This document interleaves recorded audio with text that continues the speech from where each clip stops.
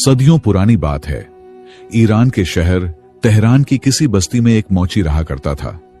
ये मौची पढ़ा लिखा नहीं था, इसीलिए गुर्बत की जिंदगी बसर कर रहा था। उसका घराना 4 अफराद पर मुश्तमिल था और वो मौची घर का वाहिद कफील था। जूते मुरम्मत करने के अलावा उसका कोई मुतबादिल रोजगार नहीं था। वो बस्ती के एक बड़े और घिने दरख्त के नीचे बैठकर अपना काम करता था। वो मौची पुराने फटे बैग से लिया करता और पुराने जूतों की मुरम्मत किया करता।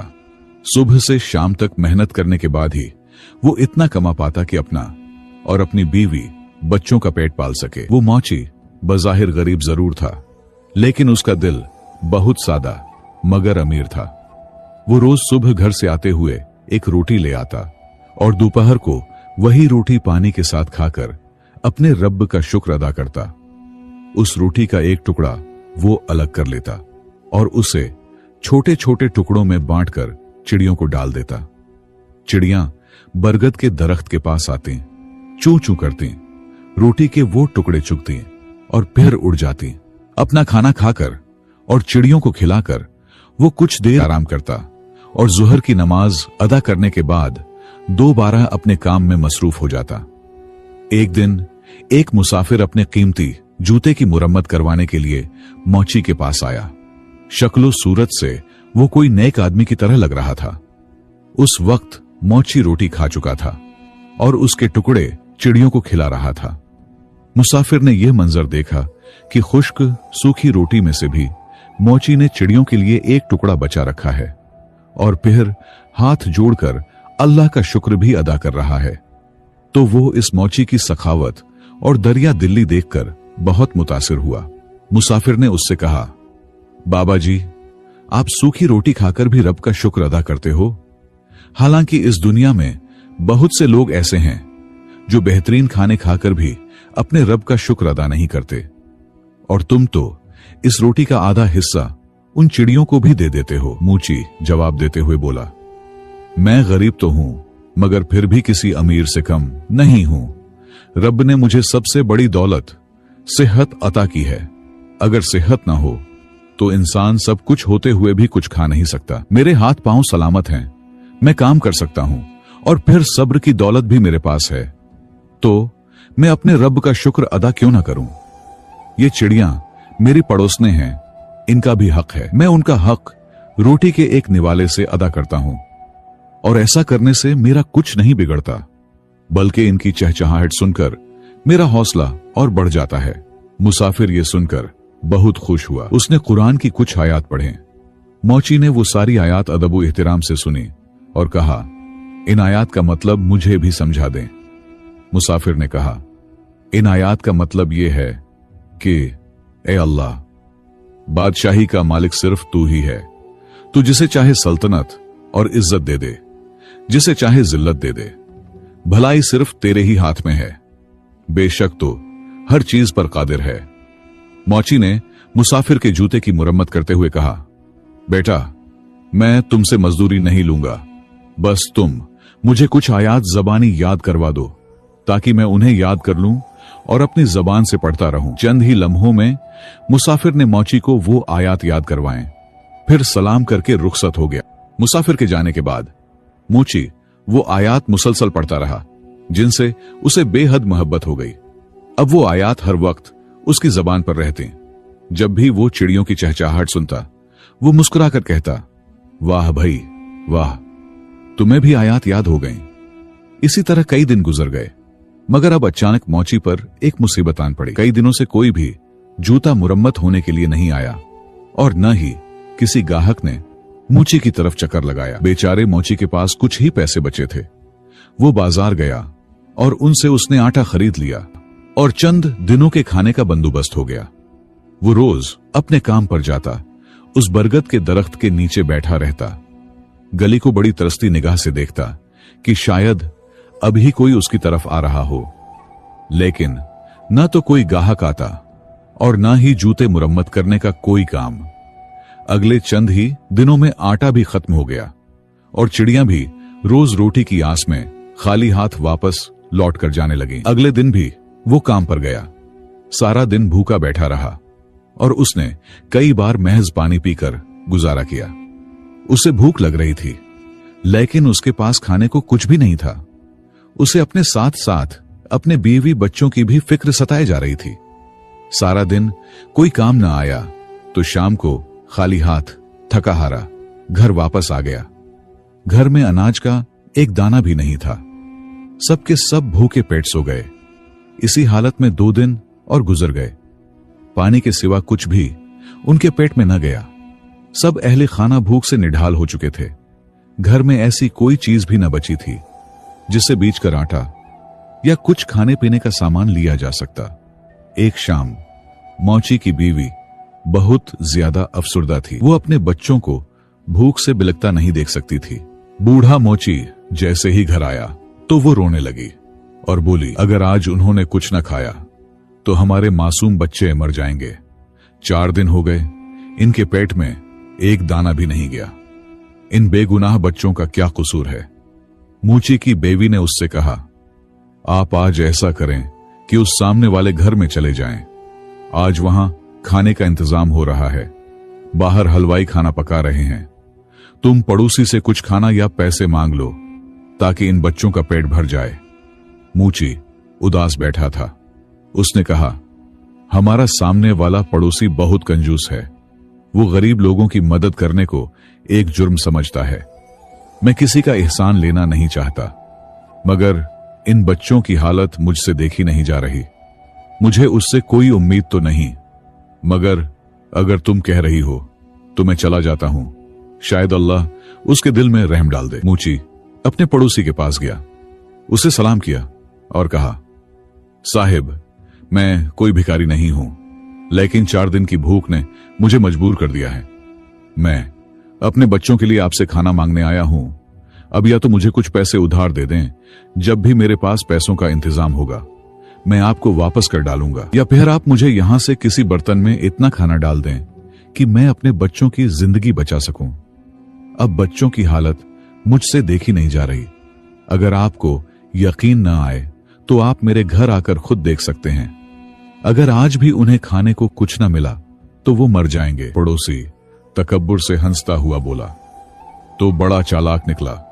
घर के बाहर हलवाइयों को खाना पकाते देखकर सोचा होगा, चलो आज इनसे मांग कर खा लेते हैं। लेकिन तुम जैसे लोगों के साथ कैसा सलूक करना है मैं जानता हूं। वो पड़ोसी निहायत जालिम और कम ज़र्फ था। उसने बेदिली से मोची को धक्का दिया, जिसके नतीजे में वो मोची दीवार से जा टकराया और उसके माथे से खून बहने लगा। वो चकराकर जमीन पर गिर गया। मोची बेचारा चंद लम्हे जमीन पर पड़ा रहा। न उसमें इतनी ताकत थी कि वो अपने जालिम पड़ोसी से लड़ सके, न कोई सहारा था जो उसे उठा लेता। वो बेबस जमीन पर पड़ा था। और यही वो लम्हा होता है जब इंसान को अल्लाह सबसे ज्यादा याद आता है। जब वो हर दर से धुतकार दिया जाता है तो पीछे सिर्फ उसी अल्लाह का दर बचता है। उसने आसमान की तरफ देखा और आहिस्ता से कहा, या अल्लाह, मैंने कभी किसी का हक नहीं मारा, कभी किसी के आगे हाथ नहीं फैलाया, लेकिन आज अपने बच्चों की खातिर तेरे एक बंदे के आगे झुकना पड़ा। मगर दौलत के गुरूर में उसने भी मुझे जलील कर दिया। मगर मैं जानता हूं तो सब कुछ देख रहा है। मूची लड़खड़ाता हुआ उठा तो उसके पड़ोसी के नौकरों ने उसे धक्के मारकर वहां से बाहर फेंक दिया। वो बेचारा एक दफा फिर से गिर गया।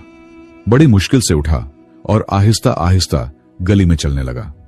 लेकिन वो उस हालत में घर नहीं जाना चाहता था। उसका माथा दीवार से टकराने की वजह से बुरी तरह जख्मी हो चुका था। खैर, जैसे तैसे करके लड़खड़ाता हुआ वो गली में चलता रहा। कुछ देर चलने के बाद सामने उसे एक मस्जिद दिखाई दी तो वो मस्जिद की तरफ चल पड़ा। जब वो मस्जिद पहुंचा तो सबसे पहले अपने कपड़ों से गर्द झाड़ी, अपने माथे के जख्म को साफ किया और मुश्किल से वुजू करके नमाज पढ़ने में मशगूल हो गया। नमाज अदा करने के बाद वो रब के हुजूर रोने लगा और आंसुओं के साथ अपने गुनाहों की माफी मांगने लगा। वो रोता रहा और रोते रोते वही आयात दोहराने लगा जो उसे उस मुसाफिर ने याद करवाई थी। ऐ अल्लाह, बादशाही का मालिक तू ही है। तू जिसे चाहे इज्जत देता है, तू जिसे चाहे जिल्लत देता है, और तू हर चीज पर कुदरत रखने वाला है। इतने में मस्जिद में एक आदमी आया जब उसने मूची की जबान से ये अल्फाज सुने तो उसके दिल पर गहरा असर हुआ। वो भी वहीं नमाज पढ़ने लगा। नमाज अदा करने के बाद उसने मूची को सलाम किया और कहा, मैं एक ताजिर हूं, मैं इस शहर में अपना सामान लेकर आया हूं, लेकिन जब मैं यहां पहुंचा तो मेरे साथी का इंतकाल हो गया। अब मुझे एक नया साथी चाहिए। तू भी अल्लाह के घर में है और मैं भी। अगर तू मेरे साथ काम करेगा तो मैं तुझे तेरा पूरा हक दूंगा, लेकिन तू वायदा कर कि ईमानदारी से काम करेगा। मूची ने रब का शुक्र अदा किया क्योंकि रब ने उसकी दुआ सुन ली थी। मूची ने इस ताजिर के साथ काम करने में रजामंदी दी। फिर उस आदमी ने मूची को कुछ रकम दी और उससे कहने लगा, ये तुम कुछ पैसे रख लो, तुम मुझे जरूरतमंद लग रहे हो, हम कल से ही काम शुरू करेंगे। मूची ने उससे पैसे लिए और उन पैसों से कुछ खाने का सामान खरीदा और घर ले गया। सबने मिलकर खाना खाया और अल्लाह का शुक्र अदा किया। अगले दिन मौची ने ताजिर के साथ काम करना शुरू कर दिया। उस ताजिर ने बाजार में एक दुकान किराए पर ली। वो ताजिर दूसरे शहर से चमड़े का माल लाता और उस दुकान में रख देता। उसने ये दुकान मौची के हवाले कर दी थी, इसलिए कि मौची उसका माल आगे बाजार में फरोख्त करता। उसने मूची के साथ मिलकर यह कारोबार काफी साल किया। इससे उसके हालात बदल गए और उसके पास काफी पैसे जमा हो गए। जब वो ताजिर अपने शहर वापस जाने लगा तो एक दिन उसने मूची को अपने पास बुलाया और कहने लगा, बाबा जी, मैंने आपसे बढ़कर ईमानदार और मेहनती इंसान इस दुनिया में पहले कभी नहीं देखा। आपका साथ होने की वजह से अल्लाह ने हमारे कारोबार में इतनी तरक्की दी है कि कहीं और रहकर मैं सारी जिंदगी भी इतना माल न कमा पाता। अब मैं अपने शहर वापस जाना चाहता हूं और मेरे पास आपके लिए एक बहुत बड़ी खुशखबरी है। वो ये कि ये दुकान मैं आपको तहफे में देता हूं। अब ये आपकी हुई, मुझे अपनी दुआओं में याद रखिएगा। ये कहकर उस ताजिर ने मौची को वो दुकान तोहफे में दे दी, क्योंकि मौची ने उसकी इतने साल खिदमत की थी और ये उसकी खिदमत और ईमानदारी का बदला था। वो ताजिर खुशी खुशी अपने शहर वापस चला गया और मौची उसी दुकान को संभालने लगा। उसे इस कारोबार की समझ आ गई थी और उसने अपने कारोबार को मजीद फैलाना शुरू कर दिया। अल्लाह ने उसके कारोबार में बरकत डाल दी और वो मौची थोड़े ही अरसे में शहर का सबसे अमीर आदमी बन गया। उसने एक खूबसूरत सा घर बनाया और जो कुरान की आयत वो हर वक्त पढ़ा करता था, उसकी तहरीर एक पत्थर पर लिखवा कर अपने घर के दाखिली दरवाजे पर लगवा दी। अब उसके घर में कई नौकर काम करते थे और बावर्ची खाने में रोजाना बहुत सा खाना तैयार होता था। जो भी गरीब या मिस्कीन उसके घर आता, मूची उसे से बिठाता, खाना खिलाता और उसकी मदद करता। बरगद के दरख्त पर रहने वाली चिड़ियों को भी वो आज तक नहीं भूला था। वो रोजाना उन्हें रोटी और दाने डालता। फिर एक दिन सर्दियों का मौसम था। एक आदमी सर्दी के बायस कांपता हुआ उसके दरवाजे पर आया। मूची का नौकर उसे अंदर ले आया, उसे नए कपड़े दिए और मेहमान खाने में बिठाकर उसे गर्म गर्म खाना खिलाया। उस आदमी की हालत देखकर नौकर रोने लगा। इत्तेफाक से मौची का चक्कर भी रसोई में लगा। उसने नौकर को रोते देखा तो पूछा, क्या बात है, तू क्यों रो रहा है? नौकर ने कहा, हुजूर, जो आयत आपके दरवाजे पर लिखी है, आज उसका मतलब मुझे समझ आया है। ये आदमी जो अभी अभी सर्दी से कांपता हुआ यहां आया, कई साल पहले बहुत अमीर आदमी था। उसके पास बेहद दौलत थी, मगर वो हमेशा गरीबों को बेवकूफ समझता था और कभी भी किसी को खैरात नहीं देता था। आज उस रब ने उसे ऐसी हालत में यहां भेजा है।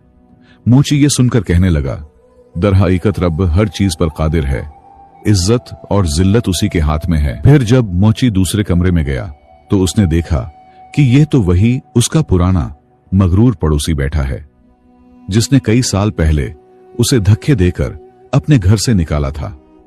मौची ने उसे सलाम किया और कहा, मैं वही गरीब मौची हूं जिसे कई साल पहले तूने अपने घर हूं से धक्के मारकर निकलवा दिया था। मैं भीख मांगने वाला नहीं था, लेकिन एक बार कई दिनों की भूख ने मुझे मजबूर कर दिया था कि मैं तेरे दर पर मदद मांगने चला गया। उस वक्त तूने मुझे धत्कार कर घर से निकाल दिया था।